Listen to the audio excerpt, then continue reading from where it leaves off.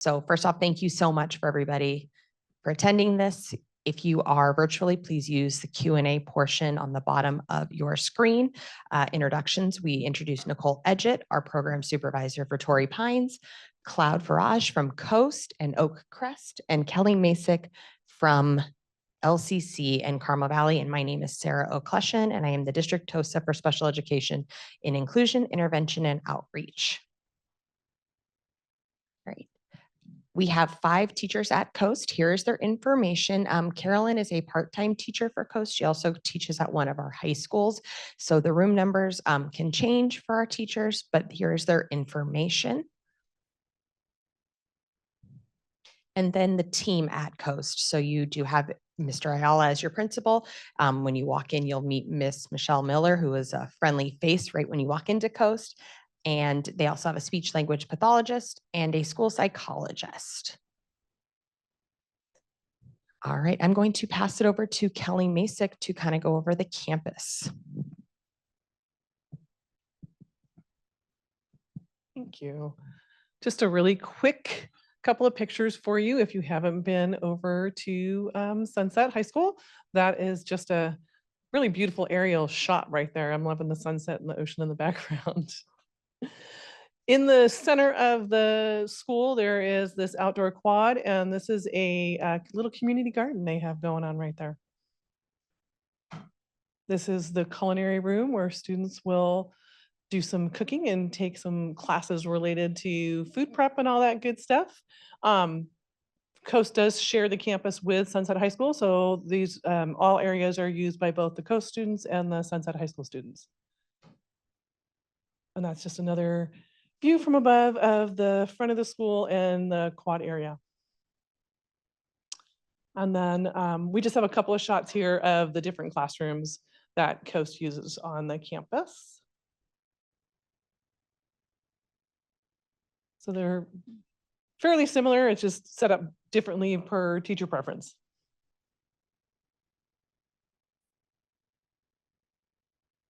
There you go. And I am going to turn it over to Cloud, who's going to give you some more detailed info.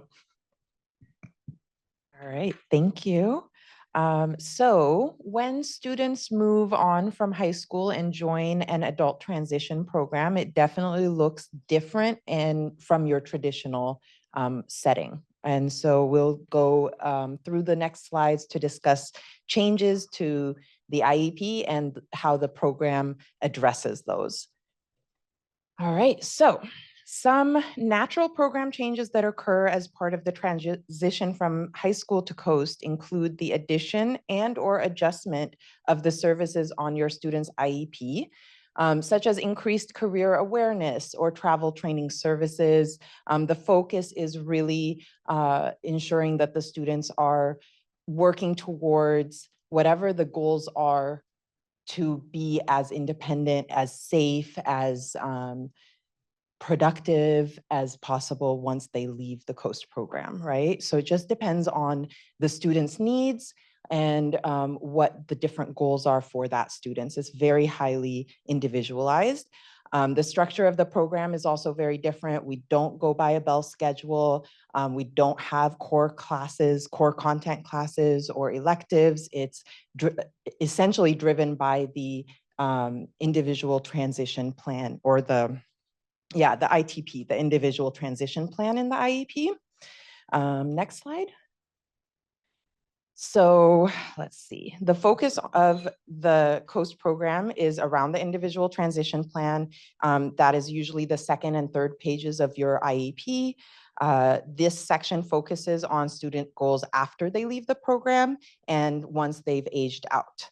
So they're very highly individualized. We focus on continued education and training, on employment and career skills, vocational skills, independent living, whatever that looks like. It could be from just finding independence with completing tasks and chores at home to being completely independent and having their own apartment or their own living with friends or family even, right? So it just depends on what that goal is for that specific student.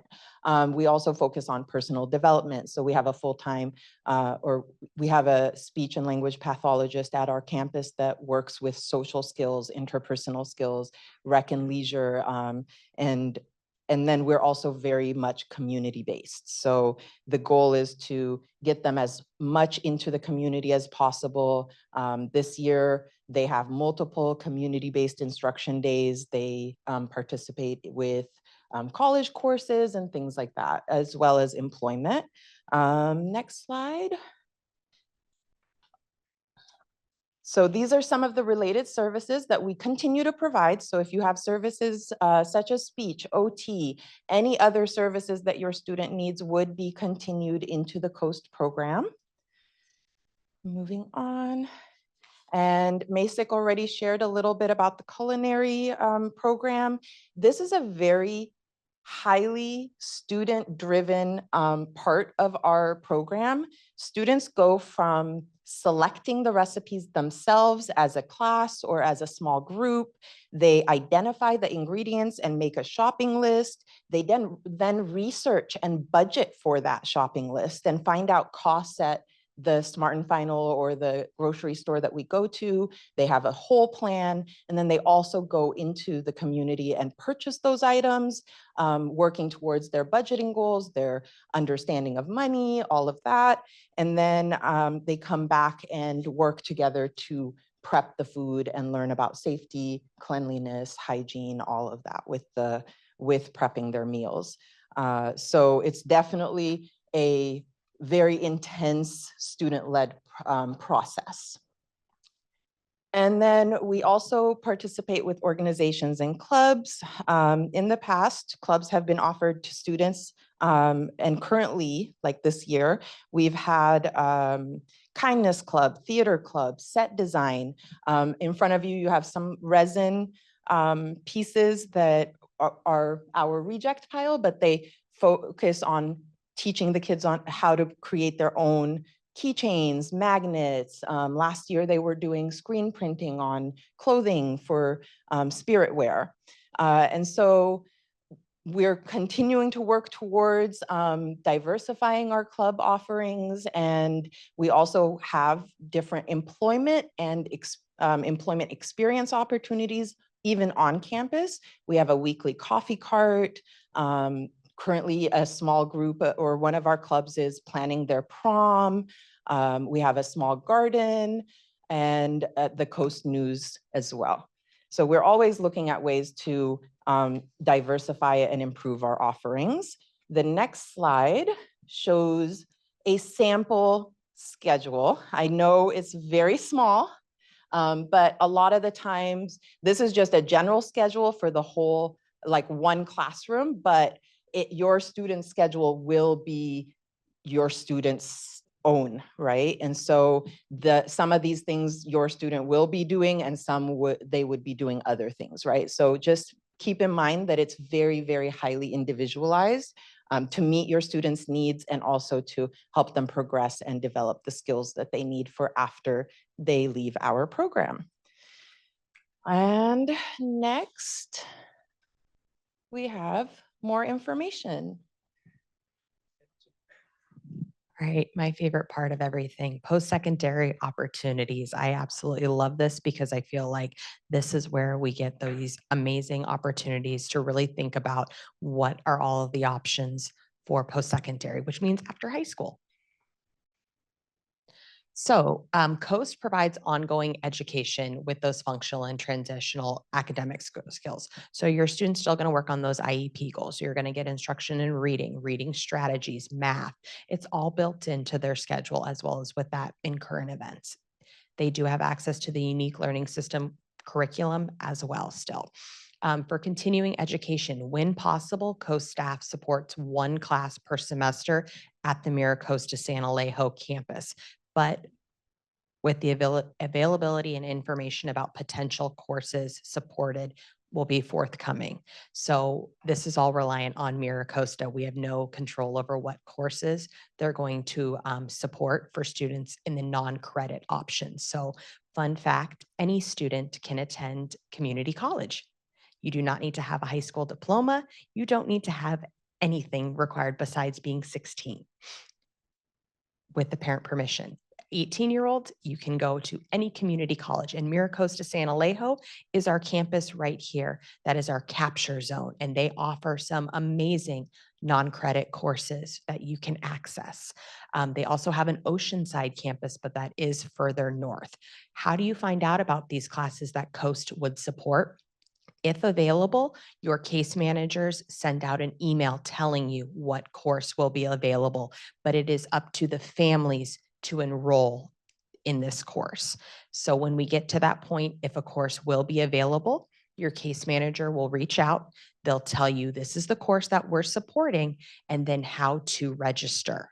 Now, the registration process can be a lot, but it is up to the family to do that. We do have resources on our webpage that goes through the process for that, but we just wanted to throw that information out there for you. All right. Another amazing thing about Coast is the TPP and workability program. So it is heavily based in vocational units. How are we doing professionalism? How are we getting ready for interviewing for jobs? How are we doing resumes, cover letters, interview practice, career interest inventories, rating scales? Really, the great thing about Coast is finding out what your student enjoys and what they want to do in the future as a potential job. And that is the amazing thing is we have these opportunities local to us that we get to explore. And here are some of the options right now that we have students working in. So Sinopolis, Sugar Boxing Club, and Sanitas Library. And these are all during the Coast Day. So during the school day, it depends on what your student is interested in. These are the job sites that they might be going. And this is supported employment through subsidized wages and volunteer opportunities. So we're either enrolling you in TPP or workability, but that's individualized for each student. Now you're saying, how do I know about this? How is my student going to enroll in this? Again, your case manager at the start of Coast and our vocational developers work with each student to come up with a plan of possible jobs that they might be interested in. And then your case manager works with you on filling out the required paperwork to get going on that. It is also very similar to if you are already in TPP at your high school or workability, but we have more options in Coast. We have a bunch of family resources. We have our local SELPA, the North Coastal Consortium for Special Education. They have a meeting coming up next Wednesday. If you're interested, they're also live streaming those now. So I know in the past it was kind of a barrier to get to San Marcos, but now they are live streaming. So if you're ever interested, they're doing a great one this next Wednesday on inclusion with students from the adult transition program as well. So it's going to be great to hear. Also, if you have not seen this webpage, there's a flyer back there as well. This is the Special Education Family Resources webpage. This has a calendar of upcoming events for so many things. They have one coming up for conservatorship. There's a ton of transition resources on there. We do have past presentations on Social Security, all of those things that as your student gets a little bit older that you're wondering about, it's all there for you. The link is there for your reference. Any email that you also get from myself or in Aries Communication should take you directly to that website, but it has a ton of information and I highly recommend going on it. There's also a link for transition resources directly on there. This is just a little slide of who to connect. You will find out your case manager. We have the family event calendar. We have all of the information on there. Now you have who the program supervisor is at Coast. If you have questions, reach out to your program supervisor at your site right now. They will be hosting transition meetings. All right, now you might have heard information about college and career night and you're thinking, is this really for me? I'm telling you right now, it is. we are hosting 33 post-secondary transition opportunities and programs. So that is 33 opportunities for students receiving a certificate of completion on the alternative pathway to diploma. These are amazing resources for you to come check out and learn. Some examples, we're going to be hosting 3 different informational sessions as well, with San Diego Regional Center is going to be coming out and talking. UCLA Pathways and CSU Fresno, which are both inclusive post-secondary education options, which means your student can go live on the UCLA campus and earn a certificate for 4 years. The same as CSU Fresno, amazing opportunities. And then we will also be having San Diego City Community College District, the College to Career program, which focuses on competitive integrated employment for students with a developmental disability or autism. So this really is going to be a fair for everyone, and it is inclusive with our district's college and career night. So we encourage everybody to come out. There's tons and tons of resources, and it really is for everyone. And the last one. So when can I go see Coast?